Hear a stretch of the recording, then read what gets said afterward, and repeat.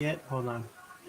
It still says No. test up in the upper. It says live now. 25 seconds. Shoot, you know what I need is a I gotta get a like when I go onto YouTube, I gotta put my freaking what do you call that? Anyways, yeah, your logo or something for your thumbnail. So I'll work on that later. This is all right, guys. We have been live for a few seconds, 26 seconds, and this is Gamers Realm presents Retro Realm Modern Talk. Something new I want to start doing is to whether we can review or we can talk and get to know new people and talk about, let's say, a particular movie and talk a little shit about it or talk good about it or whatever. But other than that, I like to present Awakened Bacon. Hey, how's it going, everybody? I like to present KOTETSU. What's up, everyone? Hope everyone's having a good Friday. And special guest today, SAGGY MELONZ. Hello. So it's Shaggy, not Saggy, because it looks like Saggy. It's Saggy. Okay. Did I say Shaggy? You were saying Shaggy. That's like the fifth time you said. Like, even when you told me the other day, I was like, and I couldn't find her. I was like, why can't I find her? And I was like, oh, because there's no H in her. I said Shaggy, dude. What's wrong with you? That's why I couldn't find her. You typed Shaggy on Twitter. And I was like, all right, I'll be Shaggy today. You sure did. Shaggy Melons. I'm gonna change it. Oh man, guys. I was like, all right, I'll be Shaggy today. We can hear us. I can hear it. Shaggy today. I'll be Shaggy today. I'm so terrible at this right now. Like, I even missed up. It still says test on it. Damn it, I'm such an idiot. It does. It says test on the last one too. It's okay. StreamYards is new for you. Yeah, StreamYards is new right now, so I'm just. You know what? We'll do this. We'll just say test. This is a test stream, y'all. Say after that, test. Just say test in parentheses, and then just put your title and all that, so people say, okay, cool. This is just a test, and this doesn't count as a real thing. I hope you all studied. This is a test. Hold on.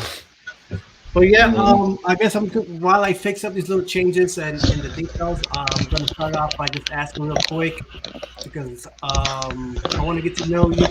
But now it says Shaggy. It says Shaggy now. I'm Shaggy now. I changed it for you. Yeah. So you are Shaggy Shaggy. Hey, I want to know. I want you to tell us from scratch. Tell us how you become the person you are today in terms of your gaming life story, or just whatever else. Find out more interesting things about you. So, take the floor. There's so much lore with the origin of Saggy Melons. First with the gaming.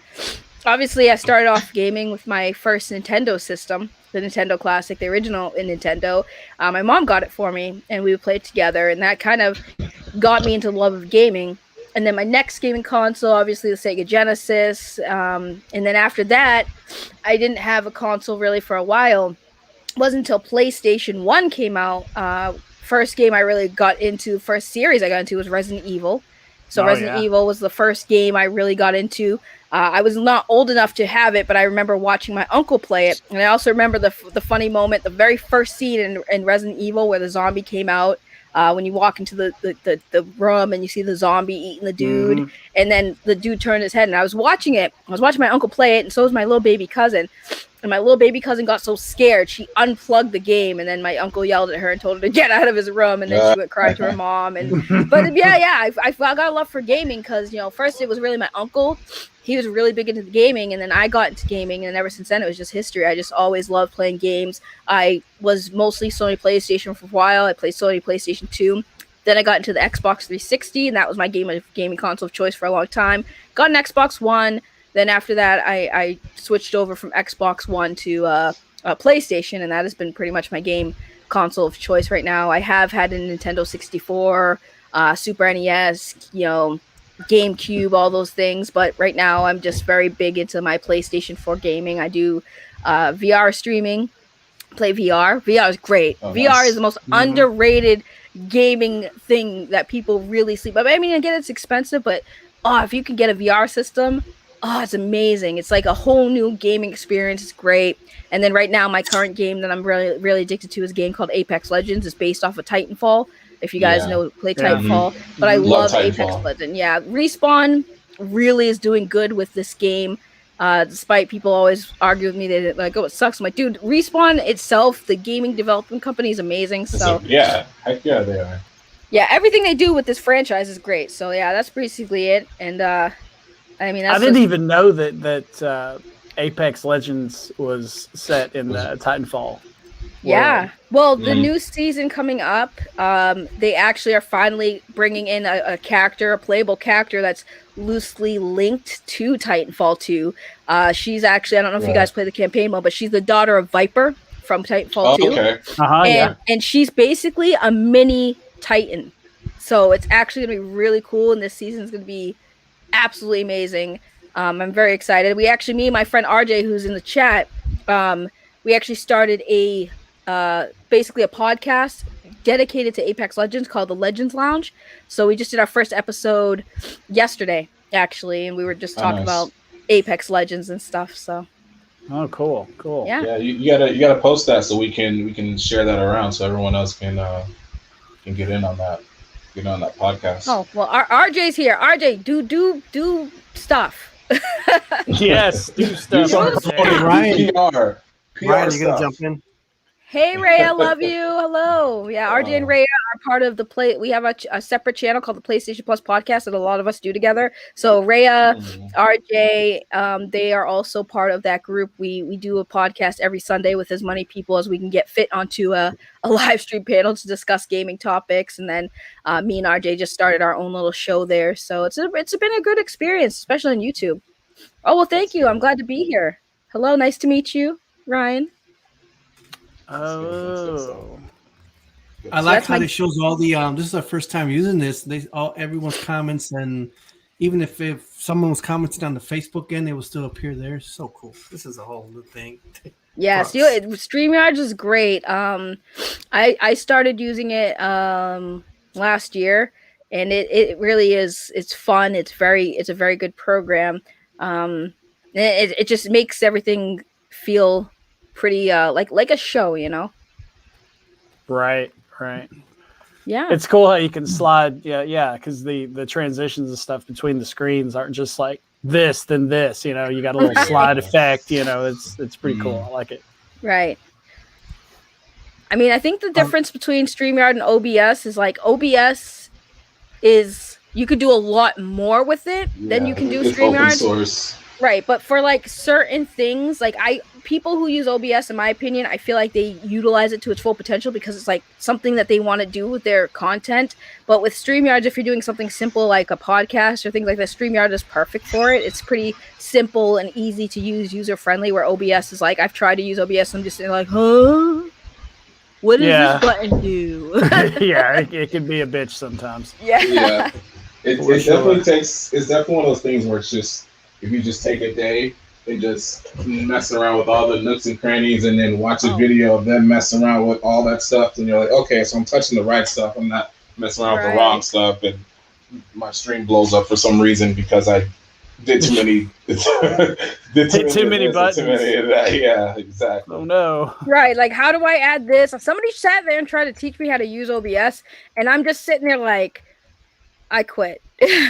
Like I don't know what else to do. I don't know what to do here. Hold on, yeah, I'll drop that for you. But yeah, I mean that's just my gaming background, I guess. Just a hardcore nerdy gamer, but yeah, as far as my gaming background, that's basically it. Awesome. Which did you say? I don't think I asked your favorite top 5 favorite game of all time. Of all time, ooh, that's a tough. 5 or 10, if you need to go that far. Well, I was gonna say I don't want to put them in like order of my love for them because I love them all equally. So I would say just my top 5 games overall. Because you don't want the game to feel bad. Right. Well, obviously I love Apex Legends, so that's one of my games that I love. Resident Evil franchise, Metal Gear Solid, Final Fantasy, and I can't decide one more because like it's between like Telltale games, but they're kind of gone now. But I really do enjoy all the Walking Dead games. Even they have Walking Dead games in VR. So I'd say actually no. I think Beat Saber right now is my favorite one of my favorites. I like Beat Saber. I have an Oculus Rift, and what VR do you use? I have an Oculus Quest 2, but I also have a PSVR, and I use the PSVR more because unfortunately the Oculus Quest 2 I can't directly stream from it. I think I need Yeah, to like connect it to a laptop. Yeah, pretty much, and that's just the sucky thing. But the Rift is awesome. It does everything, and there's advantages over the Quest, but all the wires that comes out of it and the setup, it's like I can't have my stream set up the way I have it, and then also my Oculus setup because it just doesn't. There's not enough plugins in the world. Right. Yeah. But my PSVR is pretty good. I can directly Twitch stream from the PSVR from the console. I actually do prefer the move sticks for certain games over the Oculus hand thing, because it's like for Beat Saber it feels more natural to have like an actual like sword handle in your hand than it does to have that the way that you control it. It's just there's certain games that are more beneficial on a PSVR with the move sticks as opposed to the Oculus and the the hand thing, the hand grips. The hand grips. The PS5 one, because they announced that they're coming out with a VR for the PS5. And the hand grips are really weird looking, and I'm like, it looks cool, but again, I don't know how that's gonna feel for games like Beat Saber or some other games. Like some other games, it would work perfectly, especially if it has like hand recognition. But Beat Saber, I play it on the Oculus, and it's okay, but it doesn't feel as natural as having a move stick. Right. There's this guy on YouTube that he taped 15-pound dumbbells to his controllers while he was playing Beat Saber. Oh, he's trying to do the Dragon Ball right? Yeah, exactly. Right. That's the worst idea. I thought about too. Right, can you imagine though? I mean, because that's got to be like, I don't know, after the controller, maybe like 28 pounds, trying to play Beat Saber with that. And then when you, I'm sure he'll be a lot faster. Yeah, right. Sure. Faster. Yeah. A lot. Gravity's, faster. Whatever, 3/10 Beat Saber's a workout. I'll tell you right there. Beat Saber is a workout. Definitely is. Like, I'll be sweating through my headset. I gotta take it off. I'm like getting sweat in my eyes. Like, holy moly! I just did one song. And you have people like, "Why are you sweating?" I was like, "You want to do this and see how much you sweat?" Right? You want to do this? It's a workout. That's like when Dance Dance Revolution was a thing. Like, it's a game, but it's also a workout. That was the whole point. Yeah. You want to see this and see how much I sweat while I do this, and compare it to the other things that I do in a day. Right. Yeah. It's like, this is DDR a lot. DDR was definitely my thing in high school. Oh, DDR, right? Mine too. DDR was like the best thing ever. I used to be really good at DDR, and I felt bad because I used to have a friend who did it with me, and she was a big girl, right? But she would do it on the hard levels just like me, and people would come up to us and see her do, like, they'll pick the songs, and one dude looked at her and he was like, "You could do this?" And I'm like, boy, this girl might be big, but she's healthier than I am. Okay, she saved me from drowning. Let's be real. I almost drowned because I was out of shape, and she was out there swimming to get me. Oh man, I was like, we were nasty at DDR. It was good times though, very good times. But yeah, this will be interesting. Yeah, I remember. Has anyone played SOCOM 2? No, I played some of the SOCOM games. I was like the top 5 female gamer on SOCOM 2. Oh, but nice. there wasn't many of us, so that's not like a bragging thing. There wasn't many of us playing SOCOM 2, so that's not much of a brag, but it was just like interesting because that was my passion for online gaming, was SOCOM 2. I played that game religiously. Like, that was my life. Hey, Tim. How are you, Tim? A lot of people, their current day SOCOM is what is that game called? Escape from Tarkov. I figured their current day SOCOM would be like Call of Duty, because Call of Duty really took over. Yeah, I guess as far as like popularity and stuff like that. Yeah, because I think Call of Duty kind of killed SOCOM, because I think SOCOM tried to come out with a game. They had SOCOM 2, and they tried to come out with SOCOM 3. And then Call of Duty came out, and I think they were done.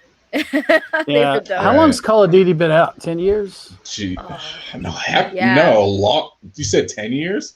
Longer than a lot that. longer than that, right? Longer than that. Like I think PS2 was one of the first. PS2 had one of the first Call of Duty games on there. So it'd be more like at least 15, 18 years. Call of Duty. Maybe a little. It came out in 2003. Whoa. Yeah. Okay. So right around when the PS2 came out. So like 18 years. Mm-hmm. Yeah. Right around the PS2 came out. I think their online component really jumped off when I want to say probably when they had what was their World at War was good, but I think it really popped off when Modern Warfare. That's when the FPS online FPS were just starting to just take over. Yeah, that was one of the last ones I played was the original Modern Warfare. Yeah, because SOCOM wasn't first person. SOCOM was third. Yeah, it was third. Yeah, it was third. That game was hard. I remember that game. I remember all the clan wars we had. I remember the many times I had to win.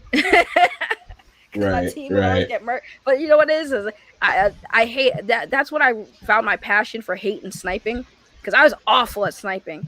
I didn't get good at sniping until Halo. Halo, I got better at sniping, but SOCOM, I hated snipers because there were so many of them, and I was always getting picked off, and I couldn't snipe back, so it was just bad. But yeah, I grew to hate snipers in games because of SOCOM 2. It was my trigger. Yeah, and games like that especially, it's like you get picked off, you don't even know why. You're like, where did that come from? Right. Well, that's the best thing is in SOCOM, you know that they were the first. Like you get killed, you get to see who killed you and where they are. Yeah. But you couldn't really say much. But it was a fun experience. SOCOM 2. I was kind of sad when that was over and they shut the service down. I was like, oh, there goes my childhood. Not even childhood. I was an adult. I'm lying. I'm actually old, y'all. pretty we won't old. ask you how old you are. Well, I won't tell you. I'll lie. I'm 21 for all you know. She's 21. Yeah, me too. Hey guys, 21. I'm 23. What was I gonna say? I was going through my head. Maybe it's just headache. I was shaving. Lost a lot of blood. It's like shaved and went and took out some skin off, and it was just bad pain. But I'm better now. I might be a little lightheaded, but yeah, bloody shirt and all. But anyways, I wanted to do something different, and so far so good. I wanted to review a movie that we've recently all seen. Did everyone see it? Awaken, did you see it? Oh yeah, I've watched it twice. I was talking about it with. Oh, of course I saw it. Heck yeah. Okay, cool. So we've all seen it. For any of those who are watching, spoiler alerts. Anything, spoiler alert. So what I'm gonna do is I'm actually gonna play the trailer real fast, and you guys tell me afterwards. Tell me how it runs on your end, and prepare to be. What was I gonna say? Amazed. Amazed. Let me just find it. Stupified. You had it a second ago. Here we go.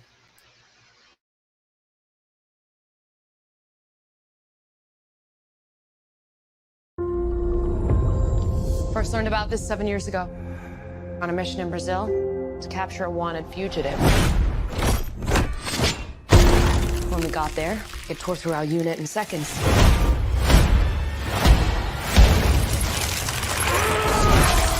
The target had superhuman abilities. It had the same marking you do, Cole. It's a birthmark. What do you mean? He was born with it. It's not a birthmark, Cole. It means you've been chosen.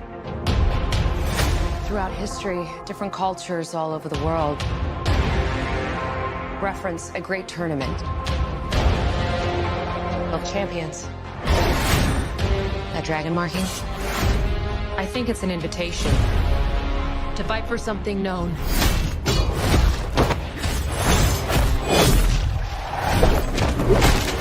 As Mortal Kombat. These are your champions. I'm Sonya. That's Kano. I'm Liu Kang. Thanks, Jax. Kung Lao. Lord Raiden. The fate of Earth is in our hands. No matter how many of my people you put in the ground, we will not fail. Kill them.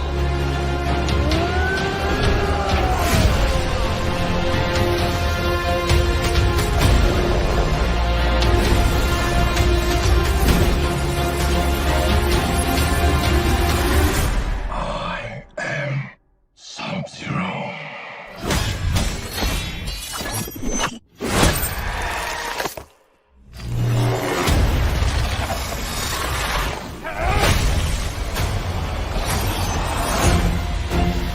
Get over here!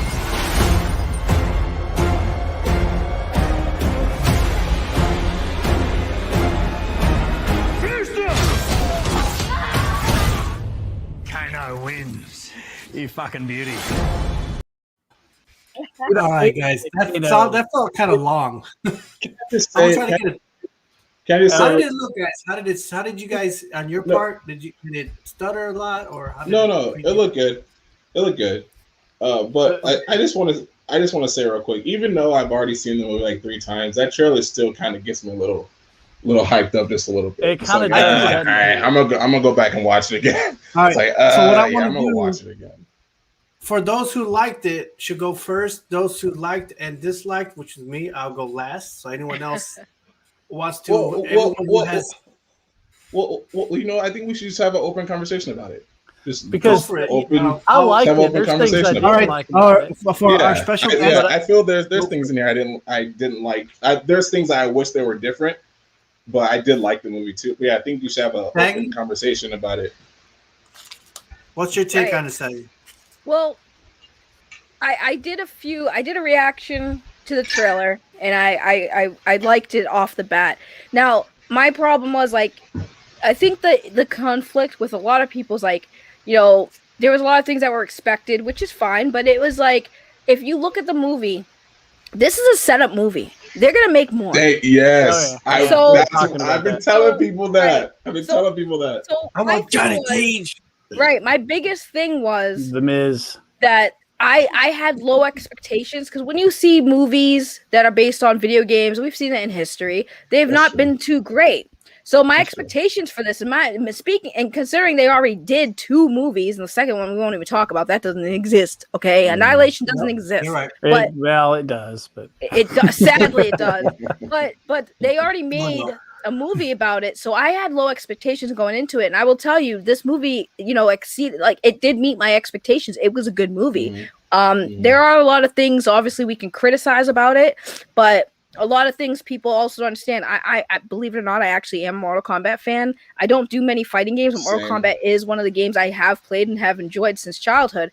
So Same. there's a lot of lore that a lot of people who didn't get. Like, you know, people had gripes about Raiden, and they try to compare it to the 95 version. The 95 version Raiden, as much as I love Christopher Lambert's rendition of him, I did enjoy it, but that's not Raiden. yeah. The Raiden we got in this movie is more accurate to the canon material. So when Very. people were griping about it, I was like, well, he's Yeah. accurate. See, I think we're on the same wavelength right now, because everything that I was gonna say, you literally just took it out of my mouth. Like it's hard to, it's like you're 100% right. You're 100% right. You, like, when people compare the 2 movies, hey, this is the 90s one was like this and it was like this, like, okay, well, and it kind of goes to back where people who watch the MCU and say that's canon, and it's like, well, actually no, because there wasn't this and there wasn't that and there wasn't this, so you can't say this is what it was if you didn't come from the source, which from Mortal Kombat fans, when, like you said, when we saw Raiden, and it's like Raiden is very critical, but he does, and I think in the games too, he didn't interfere, but he did stuff where it bent the rules. Like, if you remember with Colt, when he was with Colt, he said, I can't intervene with the events that, you know, during the whole, you know, whatever of Mortal Kombat. Mhm. But then he gave Colt, but he said this will help you, whatever.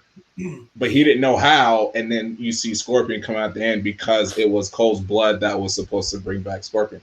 But yeah, you're 100% right. Like, you know, when people say, you know, the 90s one was better, it's like, well, you're saying that. What are you really comparing it to? Yeah, compared to what? Yeah, exactly. Like if you don't know the lore of Mortal Kombat, you can't say this is what this is this, right? And then say, well, that movie wasn't that. Yeah, and the thing is, when people compare it to the 95 version, people need to remember the 95 version was good. Don't get me wrong; it was a good first movie based off of Mortal Kombat. However, where the 95 version lacked, that this one didn't, was the fatalities, because they didn't have. It wasn't a rated R movie. It was PG-13, so they couldn't have the fatalities, and they couldn't make it official, true to the canon material because of the rating. This one did. So if you took some elements from, if you took the elements that made the first one good and put it in with the elements that made this one good, you would have a masterpiece of a movie, 100% rated. I believe that. Yeah, too. I think that, especially if it came out in 95 and they went with the R rating and they put some of the blood and some of the fight scenes from this one that even came close, because all the fight scenes, as cool as that movie was, as cool as we all thought it was back in the day, you know, the fight scenes left a little bit to be desired, you know, because they were all real short and not as authentic. You mean in this one? You mean in this one, or in the 90 or in the first movie? In the first movie too. Yeah, I knew they're shorter in this one too, but you know, they just kind of showed the game in the first one. The fight scenes were made of the game mechanics. You know, they wanted to fit in as much of the fatalities and special moves as they could. True. You know, a bunch of special effects. Pretty cool. Yeah, the fatalities are freaking sweet. The 95's version fight scenes, in my opinion, were good because they were more authentic. You know, these are martial artists. The choreography was more realistic than the choreography in this one, which seemed a little exaggerated, which again is fine. It's an action movie. It's a fighting movie, so it doesn't matter. But I think the biggest part for me that I did like is the proper, like, we had characters introduced that we know. Now, again, going back to that crappy Annihilation movie, I like that the new Jax, the Jax in this one, better than the 95's Annihilation movie. I do too. Melina, and Annihilation Cabal got killed off screen. In this one, he's an actual character. Right. So they did include characters that didn't get the proper treatment from the 95 version. So I think that this one was probably a little bit better. Well, anything was better than Annihilation. I hated that movie. That movie should have never happened. They tried to fit too many characters in it. Yeah, they tried to do it was also a B actor movie holiday paradise. Guys, can you imagine the person that played Shiva, the person that played the big centaur guy? I forget what his name even was. His name is Motaro. Shiva and Motaro. Yeah. It was just awful. They just that movie was just they wanted to milk the franchise. Exactly. So they just were like, let's just put this movie out. Let's just put this movie out and just do low budget. It was just garbage. And it was so low budget. Like, you know, I was seeing better TV at the time than the effects. It was such a downgrade from the first one, where they either tried to do too much or didn't have the same amount of money they had for the first one. I imagine they had a little bit more money than the first one, because the first one was such a success. Right. And so they probably gave them some, and they tried to do too much with it, because some of like the sky effects and some of the timing of the effects was, even in post-production and the final product, wasn't good. It was bad, even for that time period. They had editing errors in Annihilation. They literally had a scene where Sub-Zero was fighting Scorpion, and they have a scene where after the fight, Scorpion kidnaps Katana, and in one split second, you can see the actor waiting behind the pillar. You can see him clear as day, hiding behind the pillar before the scene comes up where he magically appears behind her and takes her. And I'm like, y'all couldn't have caught that in the post. There's no excuse for that. There's a zoom in feature that allows you to go zoom as far as you can to catch that one little moment, and you can just clip it perfectly. But even on our crappy little video editing software, you can imagine what the big wigs in Hollywood have. You know, right? This wasn't right. This isn't like a Game of Thrones moment where you see a Starbucks cup just on the table. This was like a whole 2 minutes, full 2 minutes of you seeing this man just waiting for his cue behind the pillar, and I was like, I don't know if they meant to do that, but like, I don't think they meant to do that. Y'all couldn't have caught that. Like, that was something you could have caught real quick. Right, I don't know. Maybe they were kind of making it try to look like you could see the dude back there, you know, like they would in a comic book panel. Nah, they were trying to make it seem like he just disappeared with his fire thing and just popped up behind her. But he's like, no, I'm just going to chill here behind the pillar. Nobody sees me except for everybody in the audience looking right at me. I'll have to check that out. I'd never noticed that. Yeah, no, I'll find the clip. It literally is like, you can find the clip on YouTube. It's like one of the big top movie mistakes made. Let me see. Comment. Yeah, there's a lot of movies that have leaving mistakes. Like I've mentioned Yua Bowl on this show before. He's my mortal enemy. He makes just the worst video game related movies. I don't know why they give him money to keep doing this. But he did Alone in the Dark with Christian Slater. Yeah, that was a video game, wasn't it? That was like the early PS3 era. It was early PC. Like I remember in the early 90s. Like, they did. It was a PC game. Okay, that's right. It was they remade it actually for PS3. Like they did during the early days. Made it look darker, gave it more of a Resident Evil feel than whatever the hell it was supposed to be in the first place. So he did a movie based on that, and there were these little snakes, and once you got bit by one, you were dead. They made that perfectly clear. And everybody that got bit by one was dead, and one of the semi-main characters got bit by one, and she died. And then they all kind of like talked through the scene, and then they broke off and went in their different ways, which was weird for the scene. But before the scene cut, you saw the woman that was killed get up and walk off the set, and it's like, whoa, she must be a zombie then. But no, she never showed back up. So they screwed up. Her getting up, you know. And it's like, come on, dude. They screwed up. So I put it in the back, the screen. If you click where that little thing popped up, it says add to stream. Link there. Yeah, right there. So hold on. You see him right? He's right there. My man's is right here behind this rock. He's right there. You see him clear as day. Like, bro, how did Liu Kang not see this man just chilling back there? Okay. Yeah, he's right there behind her. And then the next scene, if I play it, after this, he's picking him up, and then all of a sudden, hey, you didn't see me standing right next to you for a few minutes? Yeah, that's right. That's right. I did see that. Man? Yeah, how did you not see this man? Yeah. Like, that was how did you all not see him like back here? I remember that. I remember like, that. We're gonna have to watch this movie again. Yeah, watch it again. There's a lot of oopsie doodles. You can watch it.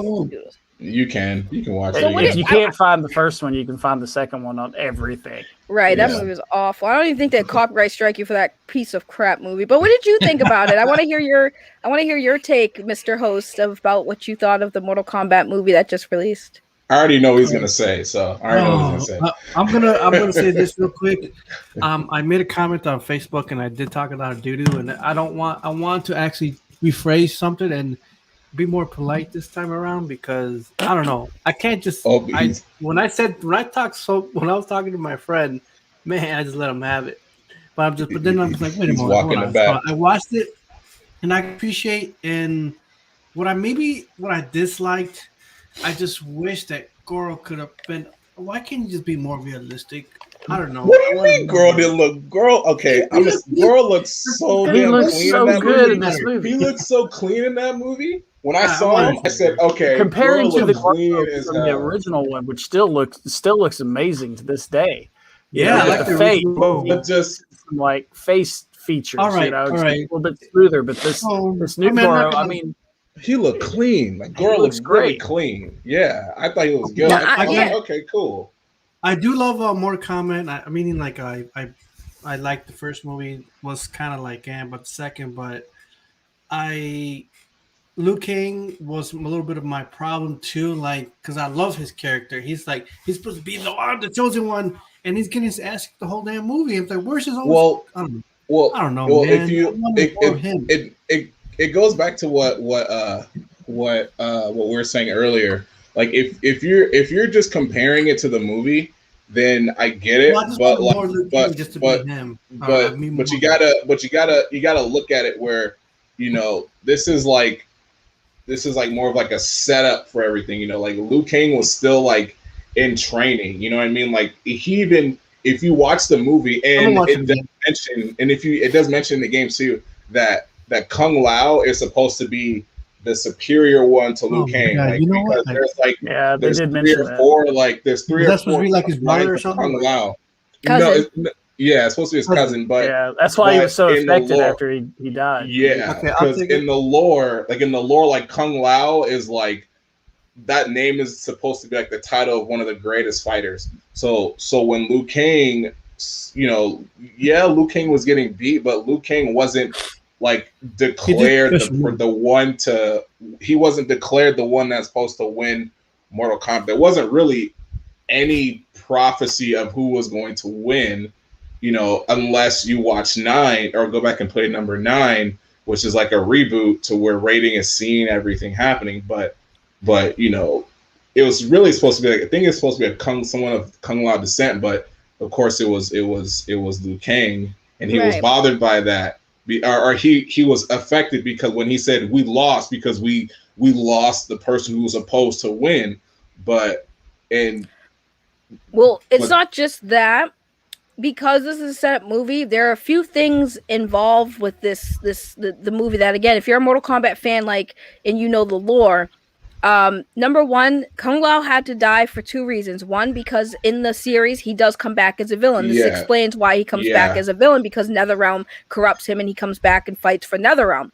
And then on top of that, Liu Kang had to deal with that trauma, but also I feel like this is going to be on the path of why Liu Kang starts having resentment towards Lord Raiden, because in the current games there is some strife between Liu Kang and Raiden. He hates Raiden right now. And I think that's the question. Do you think in the movies they're going to stick with the timeline before number 9 or the timeline after, you know, the reboot timeline? It's a good question. I'm not sure, because Cole is a new character and a new player in this story, so it's hard to tell what direction they're going to go, because Cole exists now in this franchise. So it does seem to me, from somebody who does, you know about the lore and the story of Mortal Kombat, it does seem like they could be going down that path. But with Cole, they could change it at any time, because Cole is a new entity they could play with. Exactly. Yeah. Like they already have. They already said that, you know, the only way Scorpion was coming back is through this person here. And just to kind of go on the things that I appreciated about the movie was that everything that we saw, everything new, like Cole, the markings, everything made sense. It gave it more of a quality of life. Like with Cole, he wasn't just a brand new character. They just threw him in, and to have kind of just, you know, for those who don't know anything about Mortal Kombat, there's this new character that not everyone has to get used to. It was like he played a role to bring Scorpion back.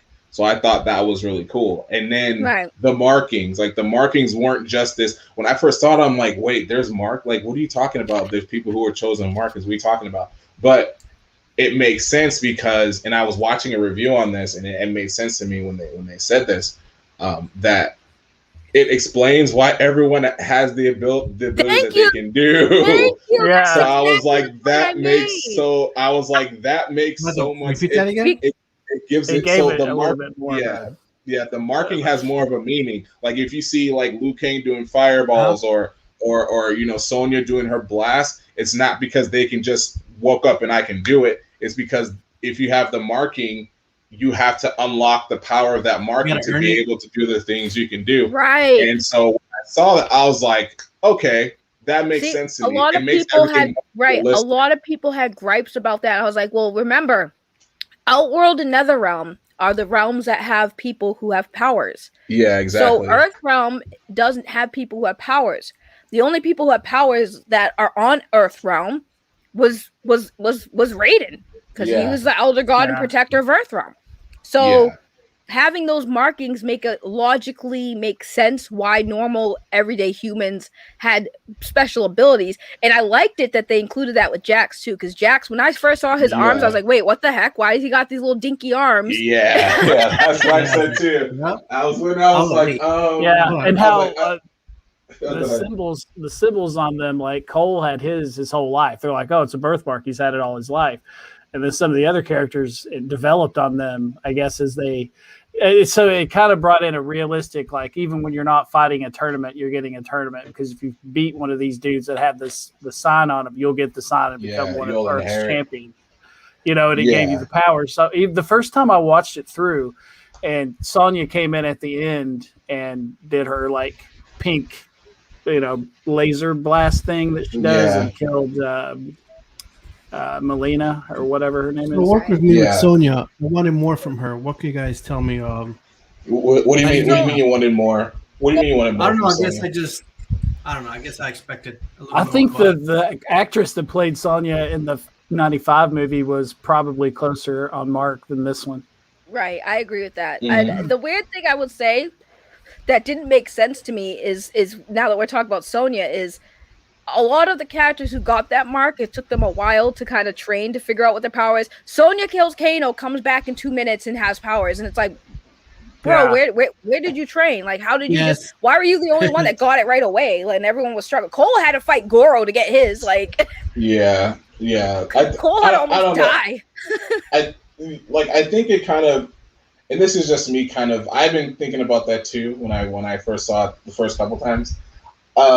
She did want to have a place, she got everyone there. So then when everyone's like, okay, well, we don't need you anymore, she kind of felt like she felt useless. But even though she still kind of helped fend off some of the outworld, fighters, she couldn't do much. So then when she did get that mark, I guess what was it called?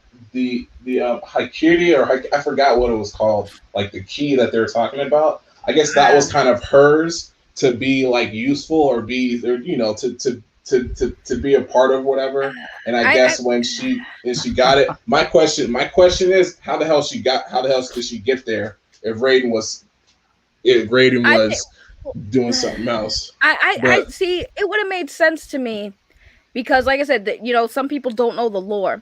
So just to give you guys kind of a little lore about Sonya, is she has, and this is the one thing I didn't like too. Her relationship with Kano it wasn't really present. It's backwards, right? Yeah, it's backwards. Like here. So, Kano is the leader of the Black Dragon clan. Like they're like mercenaries or bad guys. They're like a mafia, right? And Kano killed Sonya's partner, which is why Sonya has his hate for Kano and has been hurting him down to avenge her partner. Now that was not at all in this movie. Yeah, that was not lacking here. Right. If they included that into this movie, it would explain how she got her powers, because she did mess up Kano, and that was what her initial goal was. If she did it would make sense that now she accomplished her goal, so she got her powers. That's all she was striving for. If they included that story, or even told it, then maybe it would make more sense how she randomly just got her powers. But they didn't do that, which is what was disappointing, because they was just like, oh yeah, this is Kano, I just found him, he's a criminal. It's like, no, that's not what happened. He killed your partner. Yeah, like what I thought when they captured Kano, I was like, okay, they captured him, and we're gonna see her partner die somewhere in this movie. But like you said, it was kind of backwards. It was more like they were more working together in that, and I can kind of see why they did that, because for those who watched it, Kano is the comic relief. And Johnny Cage is supposed to be that comic relief. Like Johnny Cage is supposed to be the comic relief, but we didn't see Johnny Cage.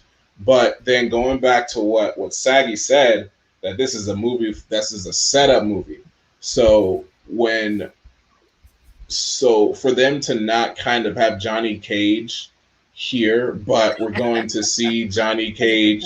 Yeah, they definitely made a point to bring out that's who we're getting. We're getting him right now. I like the joke.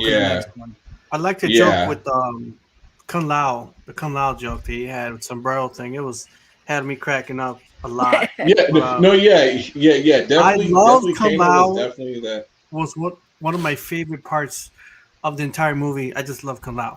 And then I was like, No, yeah. he freaking, you know. But He'll be either back. way, I love the Scorpion, the whole Scorpion thing. Sub-Zero. That's probably the bigger thing for me for the entire movie. I would have been good if just a standalone Scorpion thing. Yeah, but the guy it was who just played so cool. Sub-Zero. It was so good. I just liked the way it felt. It felt very, very good. And again with Kung Lao, and didn't care for the main baddie. But whatever. You care about but Shang Tsung? Shang Tsung is the one who started this tournament. Yeah.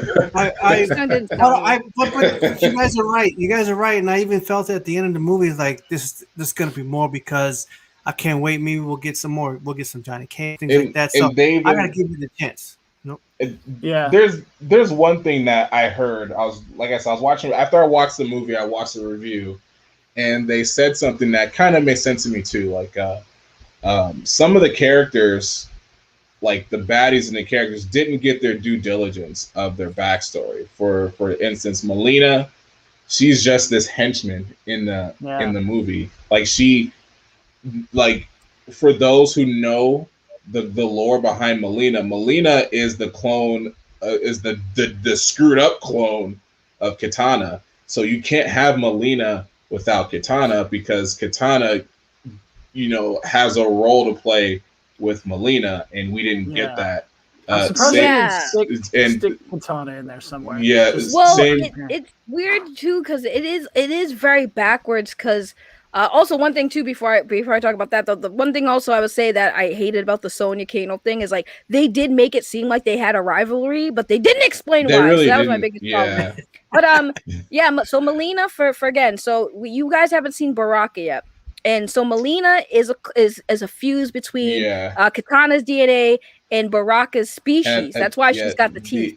I think they're called if I can remember, the species Baraka is it starts with a T. The Tarkatans. That's what it is. Yeah, that's what it is. So they fuse Melina. And now, again, like we know it's a setup movie, but they are doing things a little weird. But I do feel like the reason why they brought Melina in and not Kitana is because they already did live action adaptations of these characters, like Kitana, Liu Kang and stuff. So when they did are bringing these new characters that they've done in the '95 version, and they didn't do justice, they brought them back, kind of just give them just like this is Melina. And it is weird though, because Melina doesn't come in until like after, because we have to meet Kitana first, because the reason why Melina was created is because Kitana so Kitana's race her realm was overtaken. Her mother Sindel was the queen, and Sindel was they were beaten. Sindel was killed. Shao Kahn, the big head dude, killed Sindel and adopted Kitana. And Kitana, being basically kind of like a prisoner, she eventually decides that she doesn't want to be controlled by Shao Kahn, so she joins Liu Kang. And because of that, Shao Kahn said, well, Kitana's not listening to me. I need a daughter who's going to listen to me, but I like Kitana. So he cloned Kitana, and Melina became a thing. So Melina's supposed to be introduced after we see Kitana, because, again, these are all things in the backstory that people need to know, because there's a lot of history. There's a lot of lore that needs to be explained. So I do agree with the homie here that you can't just bring in Melina off the bat and not even bring in Kitana, who she's cloned after. It's like making a Venom movie without Spider-Man in it. What the hell? And they did that, didn't they? They do that like 3 years ago? Yeah, but that movie worked because we already knew who Spider-Man was. Okay. I liked the Venom movie. Did it really? Okay. Work? Leave Venom alone. I liked it. But another character I feel too. Oh, there's two. I think. I don't want to get into one of them because his lineage is too long. What is his name? General Raiko. He has a very long backstory, and for him to just come in and die is kind of like ridiculous how they did that with Raiko. Well, the thing with the characters dying, it doesn't bother me because Netherworld exists, and we all know that you can come back because Netherworld's basically hell. But that's where Scorpion is in the Netherrealm. Right. So it's kind of just like they'll come back. Like I had this conversation. Somebody reminded me that I was like, oh, that's right. NetherRealm exists, so all these characters can come back. But yeah, and I do want to see, because NetherRealm is pretty much being teased a bit. If Quan Chi is going to make an appearance in Shinnok, because that's another storyline that needs to be explored. Yeah, that seems like movie 3 and 4 stuff, though. Right, that seems down the line. Movies will just get better. They'll just get better and better, I would say. Well, no, I hope so. Yeah, I mean, you'd hope they wouldn't get worse, but you know, I had to watch this movie twice to really get it and really enjoy it. The first time, maybe I was being too judgy about it, kind of like maybe where you were, Kronos, at the time. We were like, we want to see this, and I'm not gonna settle for anything less. We didn't get some of that stuff, but what we did get was a really good setup story, a pretense to hopefully what's to come, and what's to come is going to be awesome now that they've decided to do it. So I look forward to it. There's going to be 5 total or 4 total, supposedly, movies. I mean, it's 4 or 5. Yeah, I think with this one, I think they're just testing the waters to see how it was perceived. My guess is they might just do a whole trilogy, which would be cool, but it depends on where they're going to go with the storyline and how far they're going to go with it. Because, like I said, Mortal Kombat has a very long lore, and all of the characters have long stories. And how do you tell all these stories in like a few movies? It's like, I know, you really don't. And then on top of that, they're doing it kind of backwards. So there's like a lot of stuff that people like Kronos and other people in the chat here, they don't know, because they don't know the full lore. So it's like, if you guys don't know the lore, there are going to be things that are going to you're going to miss, and it'll go over your head, So they have to do it. They have to do it right. Yeah, and I'm glad they're doing it right. Enough, right? Did you know Reptile's an actual reptile? Because that was another grievance I heard. People were like, "Oh, Reptile looks so bad." I'm like, you do realize in the current video game series, he's a straight up lizard. Like, they're a species. Well, what about him being in the ninja gi? I was like, yeah, they're lizards who You know what my problem was with Reptile, and I think I said it with Liu Kang's fight scene in the first movie, is that they were clearly with Johnny Cage, and then Johnny Cage is like, where the hell was he the whole time that Liu Kang was fighting his ass? So, I don't know. It was still good, though. Reptile used to be a good character. Now he's just a lizard. He's kind of like the ninja or the zombie. It's like, if you're going to army build for the NetherRealm, then it's going to be Reptile. Right. So when people were like, "Oh, Reptile was supposed to be like that ninja guy, right, with the lizard head," I was like, yes and no. I mean, people have to remember the first original Mortal Kombat game, they used real people as the characters. Oh, yeah. So like, they wasn't like mocap. They literally used the cosplay of actual people to be these characters. So, how are they going to do Reptile? Well, they'll just use a scorpion actor to wear the costume, and then do some kind of lizard head, and there you go, that's Reptile. But then throughout the years, the lore changed. They put more stories to the characters, and Reptile just became a reptile. We had Daniel Pacina on here, and so he was the guy that did Johnny Cage and the ninjas in the first 2 games. Yeah. So we have all that to credit to him. Well, Johnny Cage is based off of Jean-Claude Van Damme, so they should just get obviously. They've already messed that up. They can't have Jean-Claude Van Damme come in as Johnny Cage after they already used it as Guile back in the 90s. Why not? They can do it. They can do it. Listen, I think he lost his gusto. He lost his gusto after like did. What was that movie he did? It was for like Time Cop. After he did Time Cop, he lost his gusto. Listen, if that he peaked at Time Cop? No, if that man can do a split, between 2 giant big trucks, okay, he can still act. All right, I'm just saying. But here's the thing, you know what? If he played Johnny Cage's dad, then yeah, I think that would be a cool Easter. If Ryan Reynolds can be both Green Lantern and Deadpool, you can do it. That was weird. I see that people are petitioning him or like Chris Evans being the Human Torch and then being the Captain America. I was like, what? Yeah. Yeah, we they don't. actually It's just are. them going. We don't quite know what we're doing yet. So just Yeah, you know, they are actually petitioning for Ryan Reynolds to To play be Johnny Cage. I saw That's the that. real thing. Yeah. There's that, and there's the They can't. Miz. They Like better the not. They Miz. can't do that. Like Why when can't he? after this, the Miz saw the movie. He was like, "Where's Johnny Cage at?" And then someone did a full render of like Mortal Kombat 11 Johnny Cage with the Miz's head on his body. he And would I was be like, okay. perfect. He would be absolutely I was like, perfect. okay. He can Ryan- act. yeah. He can act. So he's got that going for him. And he plays that Hollywood schmuck. Right. Yeah. His Well, Ryan already- Every Reynolds. week. Yeah, Ryan Reynolds would be perfect for Johnny Cage because he already plays Deadpool, so he can already do choreography fight scenes. It's just, would he do it? Is the question. Like, would Yeah. Ryan Reynolds, if you ever see this stream, I have two things to ask you. Number one, will you please play Johnny Cage in the next Mortal Kombat? Number two, can you please divorce your wife and marry me? That'd be really my great. gosh. What? Oh. I love Yeah. Ryan Reynolds. Get out of here. You You gotta can't tell throw me it Ryan out Reynolds. there. It'll never I'm not- happen if I'm he not- doesn't yeah. try. You know. But you know, I think overall the Mortal Kombat movie was good. For I have those childbearing who, oh my god. For, you know, Hey, it was hey. Tetsu, your rating. Everyone's rating, 1 to 10. Mortal Kombat. what was my rating for Mortal Kombat? I give it a 7, like an honest 7.9, because it had the potential to be an 8. It can't hit a 10 yet, but I'll definitely give it a 7.9. It can hit a 10 or 8, but yeah. I'm gonna give it an 8. I enjoyed it. I like where it's going. I think it's a great movie considering how long it's been since the franchise first started, and you know, I thought it was great, and I would love to see it again. The actors for Scorpion actor, that guy's amazing. That's my Yeah, I love that guy. He's dope. Like whatever movie he's in, I don't care how crappy the movie is. I'm watching He's because awesome. because of Facts. that. Awaken. And What take? I give it a 7.5 for sure. Like solid. You know, there were some things I wanted to see I didn't see, so that could have been like, you know, just personal bias.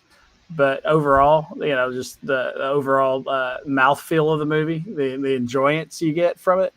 I mean, I was in heaven, especially the second go around when I kind of looked at it from a different angle, and it was really good. It's a solid movie. One of the things that always work against these movies is that they're a licensed product. So they could make like a really good movie using these characters, but if it doesn't show some of the things that the fans want to see, then they're automatically going to shit on it. Like it could be a fire movie made, you know, the most perfect action movie you've ever seen. But if we don't see Scorpion rip off his face and shoot fire out of his mouth, then we don't care. You know, but overall, good movie. I look forward to the sequels. I'm gonna watch it again tomorrow with my son. Hopefully he's not watching this right now, but I'm gonna act like I didn't see it. I'm just gonna be like, I think I'm gonna like it more the second time around. I do wanna. I think I'm kind of. Are you gonna like it the second time around? No. I liked it. I liked it. And just I might have disliked a few things, but not like I hated it. But I actually did like the movie too. I liked a lot of features of the movie, so I do give it about. I'll give it about a 7. I'll give it a 7. I want more, and that's what I got to realize too. That there's going to be more, and I think that the second one will be what we want. Okay. What do you guys? I think it's going to be a 2-hour movie. What do you guys think of Cole's golden shirt? Wait, what? That's important. His golden shirt. That was a weird. I mean, I kind of understood it because he's like the punching bag in his division in MM. You know, in the movie, he became like this punching bag. So him having like that body armor kind of represented his like resilience to whatever he gets hit with. So that's kind of how I saw it. That's a good way to take that. I don't think I actually took that into consideration. Yeah, because when he got it, he was like, he took all those punches, and if you kind of look back, you know, people are saying that, you know, he's kind of like, they just throw him in these fights, you know, because they want to show, and he's becomes like this punching bag and to all these other, you know, MMA fighters to either make their career or whatever. So then when he got it, but he's always gotten back up and keeps going. And then when he saw his family, you know, about to get or his wife about to get ripped apart by Goro, he kind of got that, and he's, you know, he got the body armor, and you see him taking all those hits, and that's kind of like what he goes through when he fights and does those fights. Yeah, because his armor, his shirt has kind of like the power of the Black Panther armor. Yeah, like it's like he takes like the kinetic energy and he turns it into whatever he wants. Like how he made those tonfas. He like took all of Goro's kinetic energy and just made that. And I was like, okay, that's cool. I think Cole's character could have been much better. I think they could have did him better. I mean, because like this man went from like, oh, there's people with powers coming for me, and then he gets explained it, and then he just like accepts it. He's like, yeah, I gotta do that. That's what I gotta do now. Oh, okay. Like a normal person would have been like I expected him to take time. Like, yeah, he did say I'm good and hid with his family, but he immediately was like, I gotta go deal with this. And he's like, so now you just accept it like it's normal? Okay. It was just, yeah. Like, if you watch it too, he said, you know, if it involves my family, then I'm doing whatever it takes. So it's like, okay, they made him a family man where it's like, okay, he wasn't the kind of guy who said we're gonna pack up and go to freaking wherever state they were in, go to the next one over. But did. No, it wasn't that their cottage or something like that? No, yeah. So they ran away because Sonya or Jax was like, go. So he took them and they dipped, and then he's like, I gotta deal with this. And then he tries, and then he starts training, and then he's like, my powers aren't coming. I'm worried for my family. So then he's like, all right, I'm out. And I'm like, bro, wait. So you went from this is crazy, people have powers, to okay, I'm gonna accept this, I'm gonna protect my family by leaving them here and going to do what I have to do because they're after me. And then they come after him, and he's like, I gotta go back to my family now. It's like, bro, but didn't you just leave your family because they were coming for you? So the smart thing to do is go back to your family, bro. There's plot holes. There's plot holes. That's probably the biggest one. She just explained the biggest plot hole in the movie. There's plot holes. Right. That was my biggest thing. Like, it made no sense because I'm like, this man was like, I'm gonna leave you here. I love you guys. They're after me, so I'm gonna leave so they don't come after you. And then when his training wasn't popping off, he's like, I'm gonna go back to my family. Bro, but what do you mean you go back to your family? They're still after you. You got the mark. What do you mean? You can't just go back to your family, bro. I got you. There's plot holes. I'm not saying there's not. I'm not saying there's not. There's plot holes. It's gonna get better. Don't worry. But can I just say one more thing about Mortal Kombat? And I think this was the one thing I appreciated the most, is that there's two things. When Scorpion came back, he continued to speak Japanese. It wasn't like he came out speaking English. They kept him speaking Japanese. I appreciate that so much because when Sub-Zero came back, he knew how to speak English, like he was born here in the States. And in the beginning of the movie, he was speaking Mandarin and he was speaking Japanese. So I'm like, okay, cool. So, but I wasn't expecting it. But then when you see Scorpion come back, of course he said like the signature line, which I'm so glad they fixed. They re-recorded that because how it sounded. The trailer was kind of like, it's not like he was trying to do it, but then in the movie they re-recorded it, and I was like, good job, you guys. Good job. Yeah, the trailer was kind of like. It was kind of stammered. It was like, "Get over here." Yeah, it was like he was trying to say. I mean, he could speak English good, but I think that. But when he said it in the trailers, I'm like, there's no impact. So I don't feel it. So then when it came to the move, when you see him in the movie, and you're like, oh God, here it comes. And then when he says it, you're like, thank you. Bro. They re-recorded that, bro. But I was really happy that they had him continue to speak Japanese. It was a big ploy. It was a big stunt, just like the Sonic the Hedgehog. Here's my thing about that, and this is why I'm laughing. You tell me Scorpion came back, the first thing he says is get over here in English. The rest of the time he's speaking Japanese. And then the biggest question everyone has is, did Cole understand what the heck Scorpion was saying to him before he peaced I think it was his context.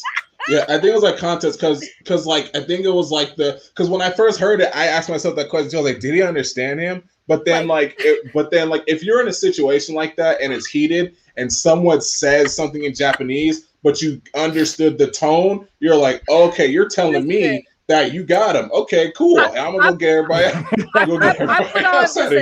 I 100% turned on my subtitles for Cole just in case he didn't understand what his grandpappy was, his great grandpappy was saying to him in Japanese. Like, Cole, I got you, fam. Let me turn on the closed captions so you can understand your grandfather. He said the first time he said, "Let's take him together." The second time he said, "Leave him to me." And then the third time he said, "What did he say?" He said, he said something. Just paraphrase. He said like he told him to continue his family's bloodline. Or something like that. The third time, yeah, take care of my bloodline. But I don't know. I just because I'm a huge I love the Japanese language so much and I'm learning it. I'm still learning it. Oh, Nihongo ga dekimasu? Yes. Oh, okay. And that's cool. So when they had Scorpion continue the language, he was still speaking Japanese even as Scorpion. I was like, hey, that's so badass. Like, I don't know why, but if they would have had to do it in English, I wouldn't have felt it. I wouldn't have loved this Scorpion as much as I love this version of Scorpion now. Give me a second. I'm going to show you guys something. See how this works. Like I thought, and I watched my cousin. My cousin's said the same thing. He was like, "Yo, that's freaking badass that they kept him." You don't know. I gotta press. They kept his fingers in Japanese, and I was like, "Yo, yeah, that was pretty awesome." Best, not the best part, but I thought it was a part I appreciated in the movie. In the new movie, right? Yeah, in the new one, yeah. I appreciated that. Get over here. So that's more straight from the game. And you know what's funny? Ed Boon was the one who, if you guys didn't know, Ed Boon did that. Yeah, Ed Boon did the movie and he did the video game, like the older.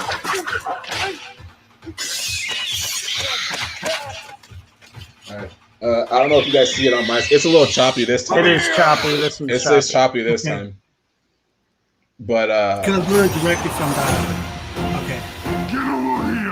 Yeah, see that one when he did it from the trailer, it was like he was trying to say it. But then I'm glad they re-recorded it because the re-recorded version sounded way better in the movie. mean, I think it sounded authentic either version because again, remember Ed Boon did the voice of Mortal Kombat and it sounded like because let's be real, like clearly that was a Caucasian actor. Scorpion is from Japanese descent, so it makes sense for Scorpion's catchphrase to sound more authentic Japanese, like especially if it's English wasn't his primary language, right? He speaks Japanese. Absolutely. But it was like weird that they included that one English phrase and was like the rest of it was Japanese when he was speaking to Japanese or English speaking people, especially his grandson, which was like weird. And I think when you bring that up, I went back to something. I was like, well, when they recorded that line, we saw the line in the movie.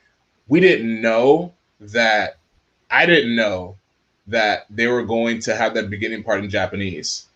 I thought they were going to have everyone speak English, and then he was going to try to. That's where I was like, okay. But now that you say that, and I look back, I was like, yeah, we saw Scorpion in Japan, and it was like 1595 or something like that. Something like that. So it made sense what you're saying. The whole Scorpion Sub-Zero thing always messes with me anyways because Scorpion's supposed to be like a very strong fighter. So the fact that Sub-Zero whooped his butt as quickly as he did. A spoiler alert. For those of you who don't know about the lore, Sub-Zero technically didn't kill it wasn't Sub-Zero. Family. It was Quan Chi. Quan Chi was the one who killed his family disguised as Sub-Zero and convinced the Shirai, Sub-Zero's clan, to attack Scorpion because Scorpion was a very powerful fighter and Quan Chi wanted him in Netherrealm to kind of do. And you know what's funny? That's what I thought they were gonna go with. Like I was waiting for after he killed Scorpion to you see Quan Chi kind of phase a little bit in the shot where Sub-Zero's walking away. I was like, I didn't see it, and it was funny because Awaken told me, hey, you should watch Legends of Scorpion. So I watched Legends of Scorpion before I saw that. So I was kind of caught up a little bit in that lore. That's such a good movie. Well, the thing is that it's weird because I see where they're going. We have to get through Shao Kahn. And then before we go to the Quan Chi, I think with the Shao Kahn, the next one, I'm hoping they introduce Shao Kahn and Quan Chi because they do have a history there. I hope they don't go too far into it where they're all the way up to that the new one, the Kotokan, because that's long. Like what Kotokan's like 20 years after. The third tournament. Yeah, they have kids. Yeah, they have kids and stuff. Yeah. But I think I think the way they did this too, because like you said. And it goes back to what Shang Tsung said when he said his line at the end, and he said, "Death is not the end for everyone." And then you see him pull Sub-Zero. You're like, "Noob Saibot. Noob Saibot is right there," because he said that, and he grabbed Sub-Zero's body. I was like, "Dude, freaking Noob Saibot," because Noob Saibot is freaking Sub-Zero. So I was pretty hyped about that. Yeah, that was pretty hyped. I was pretty hyped. Sorry, this whole stream became Mortal Kombat. We reached that point, so if you guys want to give your final thoughts on this movie. I thought the movie couldn't have been. I want to say it couldn't have been better. It could have included some stuff, but it was overall it was a really good movie. It deserves the props that it's getting right now. You know. It was a solid, just a really good. Like if it wasn't called Mortal Kombat and it was just called like Cole Has a Fight or something like that, it would have been such a great movie. So that's still you have to measure that with the same stick, just because it's Mortal Kombat, you didn't get to see your favorite guy, your favorite move in this particular episode, and that's what's pissing you off about it. You got to look at it a different way. Watch the movie, tell you what it explains at the end of the movie. Do you understand what happened and why it did? Yes, it did. It goes in a really badass manner too. Perfect Mortal Kombat style. So, I give it, like I said, I gave it a 7.5, but I mean, for effort, almost it has a potential. 10. Like the series has a potential to be 10. 100%. But yeah, going off what Awaken said, with the moves, I wasn't even like paying attention to that. Like everyone's moveset. I just like the characters are in there, cool. We're all not gonna see a perfect Liu Kang bicycle kick. Like when have we ever seen in any movie have we seen the perfect Liu Kang bicycle kick? So when he did it in this Kombat Legends Revenge of Scorpion. Besides the animated ones, those don't count. Anything animated or CG, you can do everything picture perfect. But like when he did the bicycle kick I was like, okay, that's cool. If it looked more realistic, it didn't look like the other ones. I'll go back to the first one. He was literally sitting, and it's like it's not literally a bicycle kick, but they kind of took it that far because it looks like that in the games. But I think they gave it a nice reference to everyone's moves. But it was, for me, I went into the movie with high expectations, but not any disappointing high expectations. Right. So when I saw it, I said, okay, this is something that I was expecting. And then at the end of it, I'm like, yo, they set this movie up. And I tell everybody, I said, they set this movie up for there to be a second movie. And if there wasn't, it's even if it wasn't, it did have a nice ending. But for those who are fans, who've watched the movies, who know the lore, and go back to what Liu Kang said. And I tell everyone, it's like people say it wasn't even a tournament, but I'm like, but if you listen to what Liu Kang said that the tournament will be before the first full moon, and all that happened within a day. So it wasn't a tournament thing. It was them invading, trying to kill everyone. But what they did was they set it up perfectly to where Mortal Kombat 2 is going to be their tournament that they tried to stop. And we're going to see all that. So I thought it was good. I liked it. Another cool thing I'd like to bring up as far as special effects and how they explain things was Liu Kang's dragon fatality when he was fighting Cabal. I thought that looked beautiful. It was great, and they gave an explanation as to why it was a big fiery thing, because they were standing in what essentially I guess was like a tar pit. Mm-hmm. At that time, and then he was able to shoot off that big dragon fatality. That was so badass. That was great. At that point, I was like, "Yeah, about time." Yes, that's what I wanted to see. And Cabal was a great character. Somebody who hasn't really been in a previous movie. I think they got his kind of snarky attitude and mercenary style down really good. He looked really good too. But yeah, I agree. I liked it. I can't wait for more. Loved Same. it. Give me more. The biggest question is for you guys. What do we think of our new friend Saggy? What do you think of her? You know what? I think I I like think it. she's awesome. You know what? I gotta have her on again because I'm still making my assumptions about this person. So I gotta have her on one more time before I can. I mean, I'm kidding. No. I want to do some more reviews with Saggy for sure. Damn. Yeah, sure. I have questions. Well, I have questions. Ask us questions now. Yeah, ask him Ready, now. go. No, there's too many. There's too many. Too Well, many. ask me. Okay, you get 3 questions. Rapid I fire. get 3. Bang, But I want to save them for our show. No, save for now. our actual Let's do review it. show. Let's do it. All right, fine. So one of my questions, you asked me about what my favorite anime. What's your favorite anime? My favorite anime of all times is Death Note. I'm a big fan of Death Note. Okay. Ooh, and that's a branch off question for me. Cool. I'm glad you said that. Yeah, I have the wall scroll. I cosplayed as Elle, which was surprisingly pretty good. Oh, really? Considering I'm a light skinned black girl, but I cosplayed a very pale Asian man, so it worked out for me. And then, I watched all the live action movies and everything, so I'm a big hardcore, if anything, Death Note fan. Every time we've asked the question, "What's your favorite anime?" they've never hit on. I don't think anybody has said Bleach. I gave up on Bleach. Bleach had too many fillers for me. Yeah, Bleach is a very underrated. Its popularity is there, but it's an underrated show. Bleach is kind of underrated, even though it's really underrated. Listen, when they spent months of episodes trying to save Rukia, and they finally remember that? Rukia. Oh my god! And then they finally saved Rukia, and then I was like, finally, she can go back and be with Ichigo and stuff. And she's like, "Nah, I'm gonna just stay here." I was like, B word. How dare you? And then the other time where they were fighting, when everyone was fighting freaking Aizen, Jean, and my favorite character, Tolson. They stopped at a certain point, and we got these crazy fillers. Right. And we're sitting there like, what are you doing? You stopped at like the most pivotal point of this thing. Bro, but they said like, explain to me why they introduced the big bad villain, right? And you find out it was Aizen, and Aizen you thought was a good guy, but he turns out to be a bad guy. So you see the bad guy for the first time, and then he dips, and then we don't see or hear from him. And how many? For like the longest time, until he came back to the not from Soul Society, when he came back to the world everyone's at. That's when you see him, and then that's when we're gonna have to have an anime special, but. We really are. Right, but okay.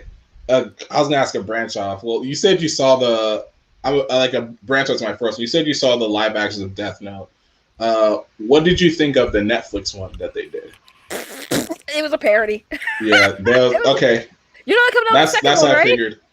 Why do they do that to themselves? They greenlit a second Death Note Netflix anime movies are like video game movies. When they're done out here, it's always that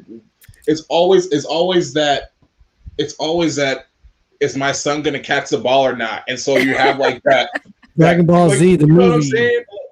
You know what I'm saying? Like you're like, oh, is my son gonna catch it? Oh, I can't watch. And then we're not gonna talk about Dragon Ball Evolution. We're not gonna do it. We're not gonna talk about that because that was just so bad. We're not gonna do it. I enjoyed that movie. I don't know what it was. I don't like you anymore. You can leave right now. Dragon Ball Z. I don't even remember. I enjoyed it. I enjoyed that movie. Listen, I would enjoy it if you didn't call it Dragon Ball. Yes. Yeah. Like if you would have called that's it what I was saying else, about Mortal Kombat earlier. Like if they would have just called it anything, like there we go. It's often their IPs are working against them. Okay, I get the whole thing with Mortal Kombat. I think either way, Mortal Kombat was good. As a fan of Dragon Ball Z and of Dragon Ball, they did everything. Okay, Mortal Kombat was at least on the line. Yeah, at least Mortal Kombat was on the line of the lore and everything. Dragon Ball was like ass backwards. Was like he was this high school student who had a yellow car. Yeah, that's one of my favorite words. had a car that resembled Nimbus. You guys remember that? He had that car that resembled Nimbus. Kotetsu, it wasn't even ass backwards. There was no backwards at all. There was nothing. It was just bad. It was just so bad. And I then just enjoyed it for what it was. Like bad movie reviews coming soon. If it wasn't Dragon Ball Z, I thought it was a fun movie to watch. Listen, you look up right now. Look it up. I think for me, it was just hard. Chow Yun-Fat looked more like Master Roshi in his role in Pirates of the Caribbean than he did in that movie. He did. They made him look too young. Too young. I'm like, what? And he had hair. That's too young. He had hair. They tried to make him a pervert. He tried to act too cartoony. I was like, I can't with this movie. And then like when they tried to do that BS thing where they tried to make him fight fast. I'm like, okay, stop. I'm done watching the movie. That was just an abomination. That was done. Never happened. But it was just so bad. But anyway, I can talk about that horrible movie. We need to have some bad movie review episodes. I think I think so far talking to our conversation today brings out a lot of things that we can go over for a future. Something like every Fridays today we just didn't do Gamerz Realm podcast. That's episode 64 is next week. We're gonna be talking our favorite Nintendo 64 games and memories kind of stuff. That's a whole next week. But to go after these action, I mean, I forgot who was talking about it. Like we were talking about the 64. Black Pokemon Trainer was talking about He had the idea, and I thought it was great too. Let's talk with our episode 64. We'll talk about that. And I don't know, Awaken, were you talking about how you weren't excited about episode 69? Oh, I'm super excited about episode 69. Somebody said that. I'm like, okay, we're just gonna skip that one. Forget it. But other than that, I think we got I think this review stuff with the movies, or we can do anime, maybe a thing for next week or a week after. We'll plan it. And Zach, if you want to join us, and maybe if everyone can bring a specific topic, or let's say a favorite anime or whatever, we'll talk through. We'll talk about it, and then we'll come up with something. We'll be more prepared. Where he got kicked off. He's in the chat. He's in the back. Yeah, like maybe we could pick each person. We could bring like our top 3 favorites, and then pick our best one and talk about it. They got you, Kotetsu. They heard you talking bad about Dragon Ball Evolution. They clapped you. That's fine. I don't care. Questions, though. We had one more question. You got clocked. What was that? I was going to ask something, but I forgot it. Oh, you know what? Okay, I'll ask this one. Who was your favorite Mortal Kombat character to use, since you have a history in Mortal Kombat? Who's your favorite character to use? Overall or in this movie? Overall, like in the games, like forget not the movies, like in the games, like overall, who's like your go-to? Yeah, like who's like your main? I always played Katana because that fan move was always very useful for me. That spammy fan move. Spammy move. That spammy move has helped me win a lot of the games. So respect. Katana was my favorite. Respect. I respect that. Mine was Raiden. I don't know if this is a oh my god, I hate him. Raiden, listen. Raiden's pretty cool. Raiden, like Raiden, Scorpion, and Sub-Zero are the most annoying people to fight. Okay, I want to play you now because I'm a Scorpion main. I'm a Scorpion main. Challenge accepted. I'm a Scorpion. I will re-download Mortal Kombat on my PS5. And so we can play Mortal Kombat. Let's go. Character, dude. That freaking They nerfed him in 10. They nerfed him in 10. He was overpowered. 10, he was just so good. Like I won. I took over King of the Hill with Scorpion. Then people were complaining and they nerfed him. They nerfed him a little bit in 11 too, but not that much. They had to. He's so OP. Him and Sub-Zero are the most annoying. And then with Raiden's little that thing is annoying too. I gotta play back to the movie. Mortal Kombat now. The guy who played Sub-Zero in the movie was fantastic. His smirky attitude and how he played the character. I loved it. Yeah, actually, I am sad to see that Raiden didn't do his. Yeah, they didn't do his fighting, but that's how he sounds. Oh my gosh! You know what? We'll probably see him fight in the 3rd movie because that's when they'll probably do the whole outworld invasion. And he'll definitely probably fight then. Yeah, all I want is a Yeah. It's gonna They're sound gonna- just you're gonna like That doesn't It seem will too happen. much to ask for.